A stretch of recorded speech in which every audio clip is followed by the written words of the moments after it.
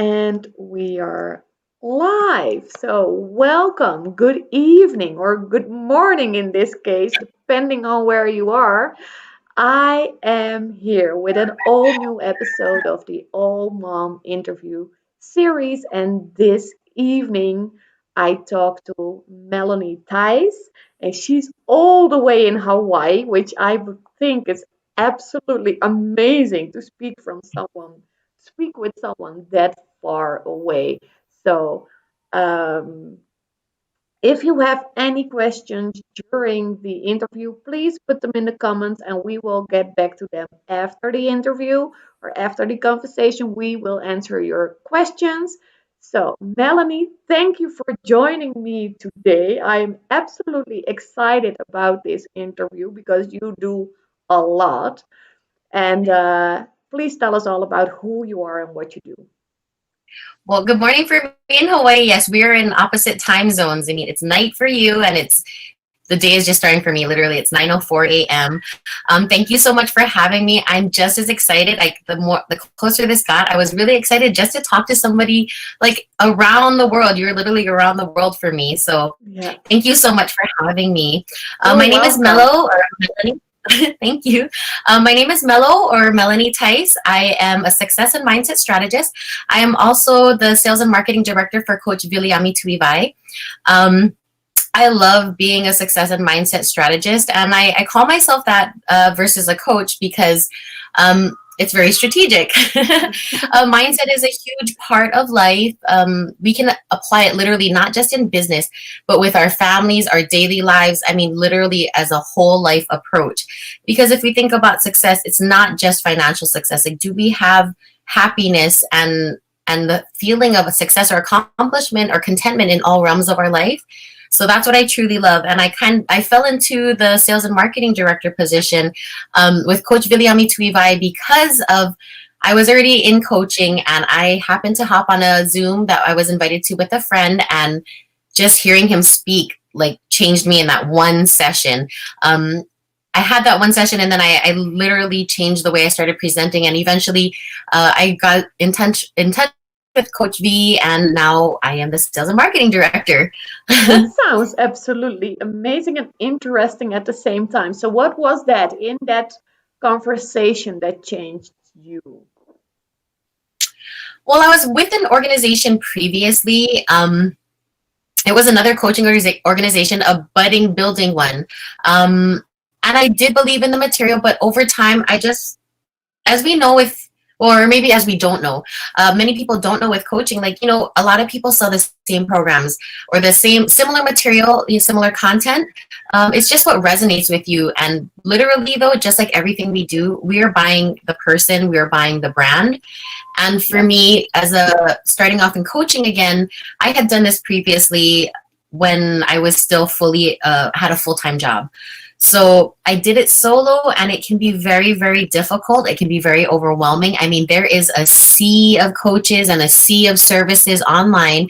And in this day and age, I think people are a little more accustomed to purchasing these services. But for me, I joined this organization because I knew that I recognized that previously I couldn't do it alone. So I figured there was strength in numbers. But over time, the brand just became something that I didn't resonate with and something that I couldn't stand behind. And for me, ultimately, I found Coach V kind of at an intersect. I had decided kind of what I was going to do. I was just going to kind of stick around and stick it out and, fulfill my commitment, because for me, like, my personal commitment meant a lot. But then when I met Coach V and I talked with him more, looked at his material and his program, I was just like, wow, this is what it's really all about. And basically, when I had that conversation with him, he was just like, is this something you can stand behind? I said, absolutely. So that's how I made that dramatic shift. I literally walked away from a $10,000 program to work with another fellow, and I eventually became a partner in this. So That takes some balls, so to say, to walk yeah. away from a program like that. Like, it's 10,000 is not nothing. So, At first it was scary because I think we often always think of what is going out. So for us, like, if it's something like that, it's money, but we rarely think about what's coming in. And for me, over time, it did take a few months. I'm not going to lie. Part of it was because I had decided that, okay, this is I had a feeling about it, but I wasn't sure. So I was like, let me stick this out. Let me see where it leads to, because you never know. So I had a positive outlook and always looking for an opportunity that, or a reason that this might be something in my future. I was exposed, so I'm not going to even lie. It was a great experience because I learned a lot of what not to do. But I also got a lot of exposure to other things that I might not have had such exposure to, like KPI call, or key progress indicator calls, high progress HPI calls, sales calls, social media kind of training. So I did have access to a lot of information, which greatly helped me. But in the end, the money meant absolutely nothing to me, because the more and more I thought about it, the more and more I felt it in my heart. It just didn't sit right. And in the end, my integrity meant far more to me than money, Yeah. or even the potential of money with the leverage that was with that organization. I love that you're saying that, because like I'm a happiness coach. So for me, it was very much of a struggle. Like, do I sell enough? Because who wants just happiness when I don't have anything else to offer? Like, this is how you bring in some money. But then again, I'm like, I invested so much just for my own happiness. Like, I'm like, happiness is the ultimate goal, right? So at least that's for me. Like, I rather be happy with who I am, where I am, than totally like loaded and still not happy. If that makes I any sense. can appreciate what you do, because I think we all think that we can be happy, and we all think that we know what happiness is. But when in those quiet moments with ourselves, when there's no one else, there's no other noise around us, like, are we really happy? Yeah. We may be happy in some realms. And then on top of that, like, sometimes we don't know how to create that happiness for ourselves. So I value what you do. I think it's very important, because we think we know Oh, the thank you. answers, but we don't know what we don't know. You know what I mean? And sometimes when Yeah. we're stuck, like, we can't acknowledge sometimes that I don't know how to do this, or maybe I just need some help. Yeah. That's so true. And next to all of this, you're also a mom of 4 children, am I right?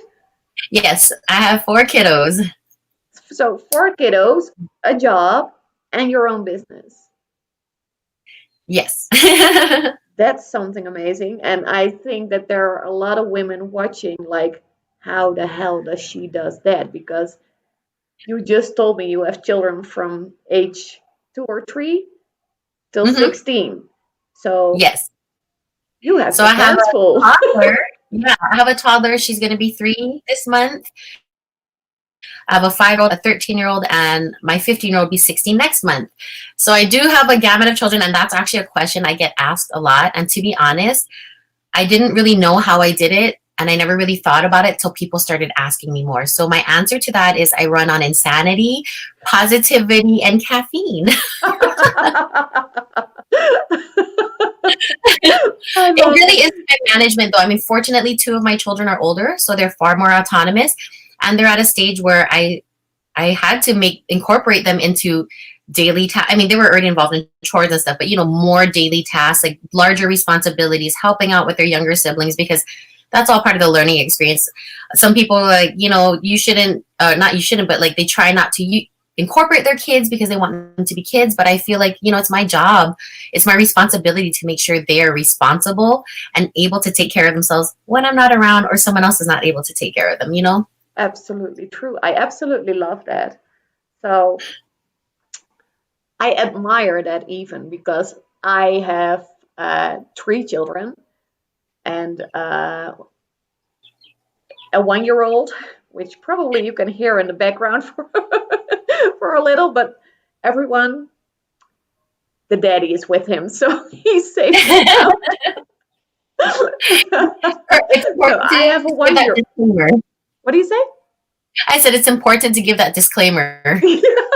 It's not that I'm letting him like cry it out. I got that advice so many times from people that I really trusted and admired. Like, just let them cry, cry, just cry it out for one time, and they cry for an hour and they never do it again. And I'm like, what? I'm not one of those moms that let them cry out. So, but anyway, I have a 1 year old, a 6 year old, and an 11-year old, but he's part time here. So And it's a lot. Like I have one baby at home, one baby in school, half days, and then one who is about to go to high school, which is absolutely freaking me out, but that's okay. So I admire that you do that and you incorporate your older children in your business, probably in your home, taking care of, like helping with the siblings. So, and still looking amazing. Like I can Thank you. imagine women watching and thinking, how does she do that? Like, how is she still so together? Like, that's what a lot of people see. That's like what a lot of women. I don't know how you experience that, like, also all the way in the other side of the world. And as a mom, like, I used to have this feeling that I was in a competition with other moms. Is that also I in totally agree. Hawaii? I agree. I think that's come a lot with social media. So some of my background, well, not some, my background is also in, I have a master's degree in social work. I did work as a therapist for the Department of Education prior to this. And that's actually not kind of, that's how I discovered the coaching world and kind of paired my professional experience with something I enjoyed. And that's why coaching, it takes me out of the box. I'm not restricted to medical or evidence-based models. But yeah, definitely the social pressure. So I brought up my past because I went a lot about this with children that I worked with, is that Instagram, like Facebook or whatever social media that they're using. And I think we often neglect to remember that as adults, we have that same social pressure. Although I feel like it's a lot, I think in both age groups, it's a lot understated. It's a very not really talked about kind of undercurrent. So yes, as a mom, that's actually one thing I identify. Like if we do Pinterest or whatever, you know, everything looks perfect on Pinterest. And Oh, yes. how many of us post our Pinterest fails? How many of us post those days where we're sitting with our kids in a mess on the living room floor after we just cleaned it up 4, 5, 6 times in a day? I mean, I was saying that the other day. I'm like, I swept the floor 4 times today. You know, I don't post stuff like that, but I definitely feel a pressure. I also try to get on Instagram and social media without makeup, like in my everyday self, because that's who Yeah. we really are. I will admit, I, as a mother, have felt that pressure, kind of that, you know, like that perfect mom, that perfect life, because really social media is whatever we put out there. And I think because we're so used to it now, we're so used to the Instagram and just scrolling and Facebook and seeing our friends, like people we know and complete strangers, and comparing ourselves subconsciously, like, oh, how do they have it all together? Or, wow, what are they doing differently? Or, Yeah. gosh, their kids are like so well kept, but like that's one snapshot, you know? So definitely, Exactly. have felt the pressure. I still do feel the pressure. I catch myself like falling to that, like, why am I not like that? Or how do they do that? And I really, we just assume what lives are like. So definitely feel that pressure to be like that perfect mom. I'm really honest. Like my other friends, somebody else asked me the other day, like, how do you do it? I'm like, I yell at my kids. And they're just like, what? I'm like, I yell at them. I mean, because that's a reality. Like, I mean, I can't even lie. I yell at them because sometimes you have to, like, but also recognizing that a lot of times when people are yelling at their kids, they've already talked to their kids really nicely, quietly, like, you know, like four, 10 maybe four, times. yeah, 4 to 10 or maybe 100 times. So yeah, definitely that pressure. And I'm glad to hear that like across the world, like even like culturally in another country, in another time zone, like you guys feel that pressure too. Yeah, exactly. Like, and that's the purpose from this series, right? Like, I want to give women, mothers in particular, everything they could possibly use to stay sane. That's for one, to feel that they're not different from any of us. Like, I truly believe, like, if we spoke to a mother in, I don't know where, in the middle of Africa in a jungle, they would have the same thing, only in a different way. So I like it a lot that, like, all the way in Hawaii, of which we have this total tropical, everything is always good kind of vibe, thinking about it, that also mothers, we're just mothers, and we are just doing the best we can with the knowledge we have, right? I love that you said that. I totally think about that all the time. We do the best we can with what we got. Exactly. So I really, really like that. And I really, really admire that you do a lot because I uh,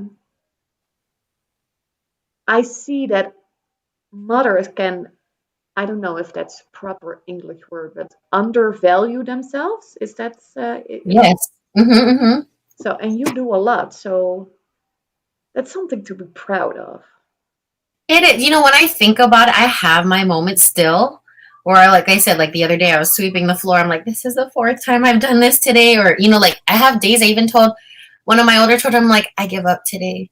I can't mom today. I don't want to mom anymore today. And she's 13 and she's just like, she gave me a hug. I'm like, thank you.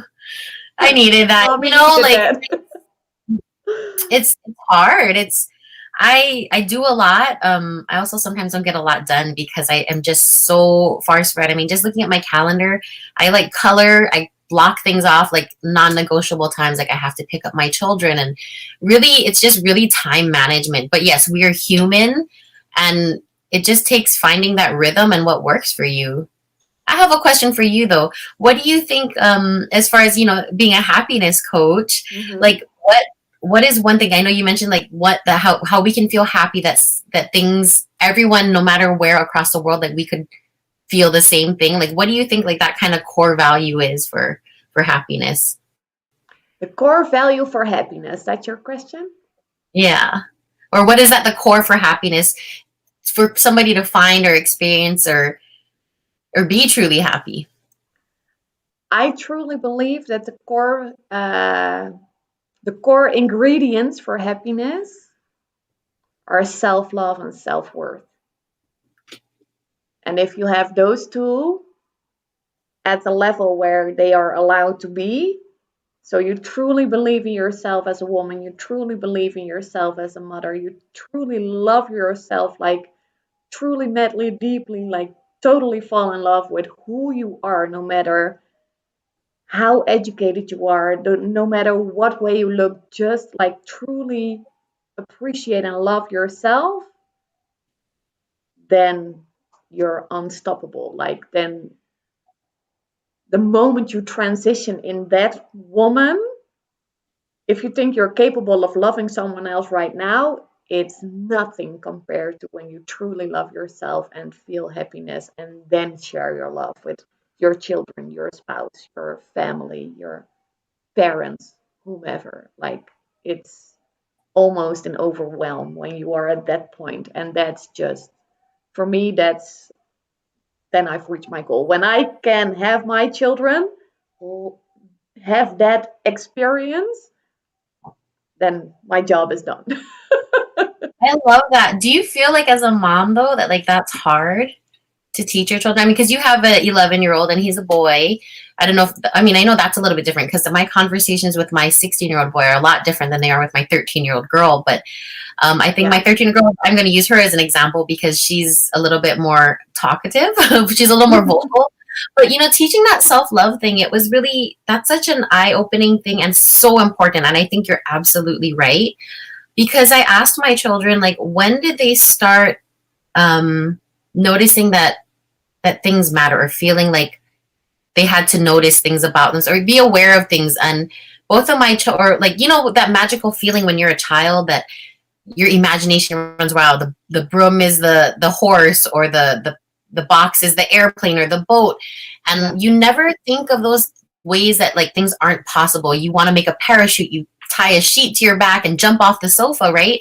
Yeah. I asked my kids like when they started to feel like those kinds of things faded and like the world around them was something that they took notice of and they cared about what people thought. And for my daughter, it was in 6th grade. So to about 11, 12. And for my son, he said about 8th grade, 7th, 8th grade. So 12, 13.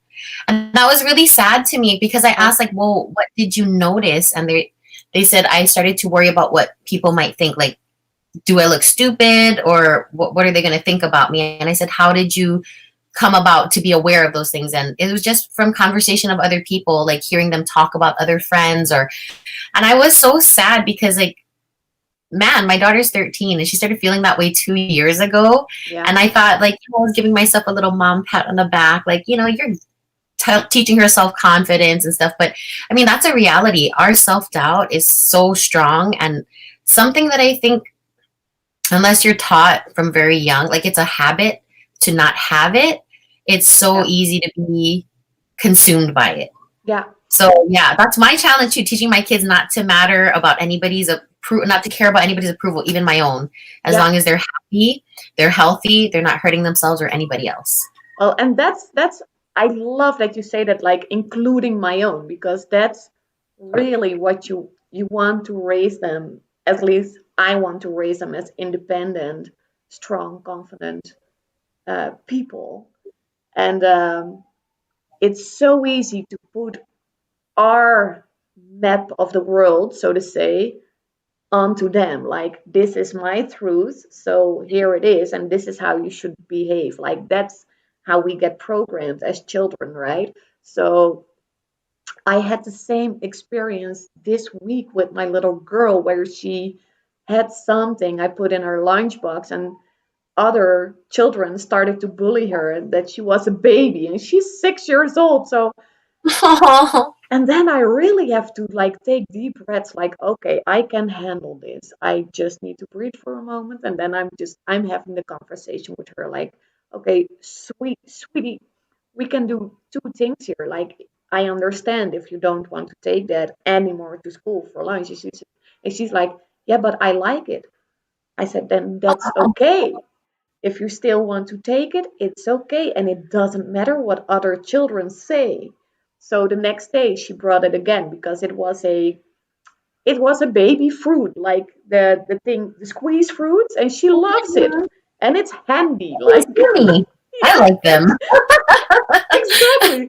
So, and the next day she brought it again to school, and she came back, and I was like, how was school, and how was your lunch, and how were those other children? And she was like, oh, they didn't bother me anymore. And I was like, yes. So she's still her, and but it's like, oh, I it's know, no matter how old the kids are, how small or how big they get, there's always these moments along the way, and like your heart breaks because as a parent, yeah, like that's the one thing, like you want to protect them from everything, but at the same time, you need them to experience certain things so they can learn like this, how to think around it and how to just try it again and not care, but it's so hard. yeah, It's so hard to just to be on the spectator side. Yeah, just just hold them, love them, protect them. mhm. Yeah, like oh, Yeah, I yeah, that's I very much know that feeling. So combining everything, like as a strategist, like the moms that I speak with a lot, the moms that I help, like they are really struggling and in depression even. And what would you uh, what would be like one tip or one piece of advice that you would give a mother that is like having four children, having her day job, having her house, having to cook, having to clean, like totally in overwhelm, not being able to see what's possible? What would you advise a woman like that? Geez, that's hard. I mean, because where do you I start? know. I mean, so I'm gonna go back to what I coach, and it's gonna be kind of similar to what you're gonna probably what along the lines of what you say, but it all begins and ends with you, right? So everything begins and ends with us. So self-care, self-love is so important.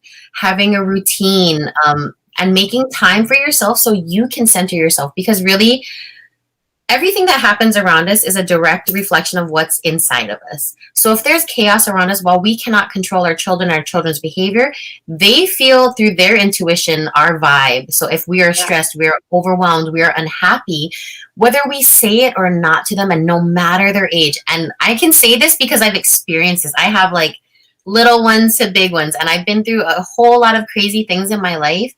And even those things that I didn't talk about, like especially my older children got older and were able to verbalize, they were able to tell me that like this affected me, or do you remember that time? And that's how I noticed something affected them without me even saying it explicitly.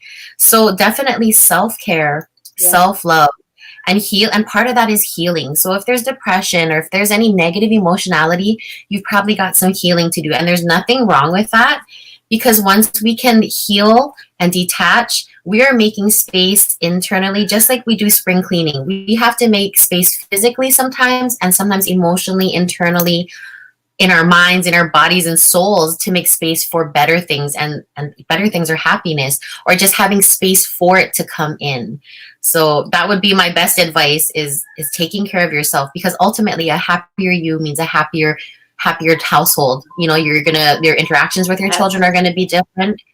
And it's hard because this is internal stuff, and internal work is a lot harder because a lot of times, especially as moms, our therapist is like between our heart and our mind. Like literally, we're just talking to ourselves between here and here, and irrationality, and talking ourselves back to reality.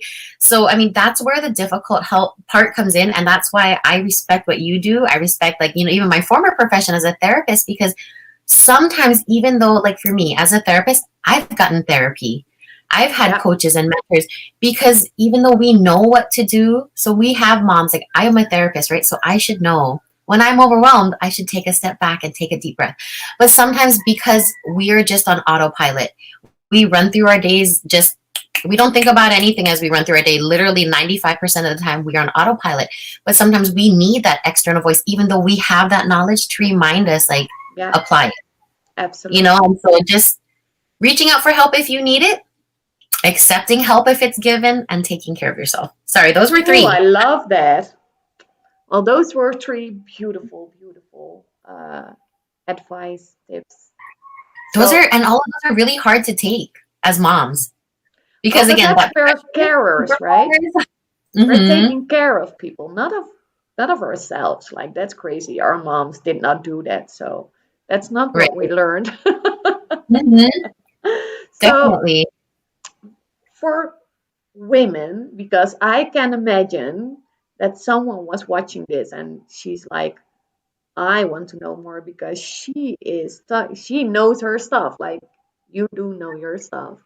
So you have amazing experience. So if women want to contact you, where can they find you? Do you have a website? How can they get in touch? Like, of course, they can use Facebook. I will tag you. How can they find you? So you can find me on Facebook. Motivated by Melo is my business page. I'm also on Facebook just as a person, because obviously. So Melony Theis. If you are looking for me on Instagram, Motivated by Melo.